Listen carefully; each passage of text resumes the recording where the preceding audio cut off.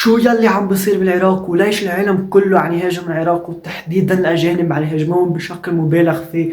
وشو الفيديوهات المنتشرة عن العراق اللي حققت ملايين مشاهدات. فلحتى تعرف تابع الفيديو الأخير وتستعمل هيك قناة تفعيل التنبيهات واكتب لي تعليق رأيك عن هذا الموضوع. تحديدا عيد راس السنة كان في بنت عم تحتفل بعيد راس السنة لحتى في مجموعة من الأشخاص أزعجوها أو بالأحرى.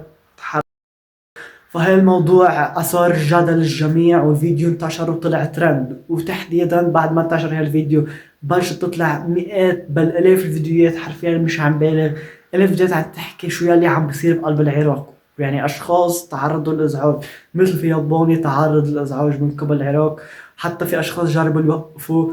فكان موثق كل هذا، وفي عدة أشخاص وحتى أشخاص عرب لحد الأشياء اللي أصمت ظهر البعير. بتمرق من حكيتها صح؟ يوتيوبر أجنبي كان هو وزوجته بالعراق، كانوا عم يعملوا سياحة بالعراق لحد ما جاوا أشخاص وأزعجوه هو وزوجته. فنزل فيديو لا تأتوا العراق إنها خطر جدا. فهون الأجانب شافوا الفيديو وانتشر الفيديو بشكل مبالغ فيه على اليوتيوب، لحد ما الأجانب صاروا يهاجموا العراق إنه شو يلي عم بصير بالعراق، هالقد العراق مش آمنة.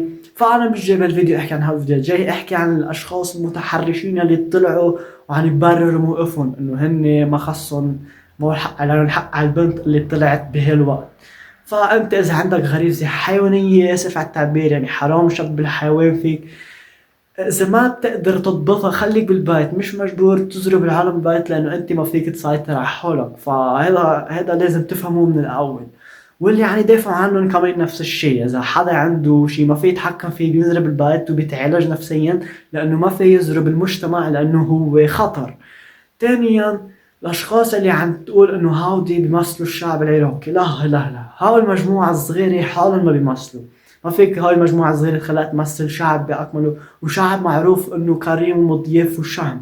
ما فيك يعني هاي المجموعة تخليها تأثر على كل هالصفات بالشعب العراقي. لازم الشرطة العراقية أو الحكومة العراقية تاخد إجراء، لأنه إذا ضل هيك حرفيا السياحة رح تنقرض. فلازم الحكومة تاخد إجراء مناسب تحبسهم. هودي حرام يكونوا بين البشر أصلا، لأنه هودي يعني يشوهوا صورة العراق بالمرتبة الأولى، والمرتبة الثانية يعني يشوهوا اسم الشعب العراقي بالكامل. فهذا الشيء كتير كتير أزعجني لما شفت في حدين أشخاص عم يقولوا إنه الشعب العراقي بيمثل، إنه هو بيمثل الشعب العراقي. فهذا الموضوع كتير أزعجني وحبيت أطلع بهذا الفيديو. فأعطوني رأيكم بالتعليقات. فأنا برأيي لازم الحكومة توقف يلي عم بيصير فورا، لأنه إذا كملوا هيك حرفيا يعني حتنقرض السياحة بالعراق. واعطوني رأيكم أنتم بالتعليقات.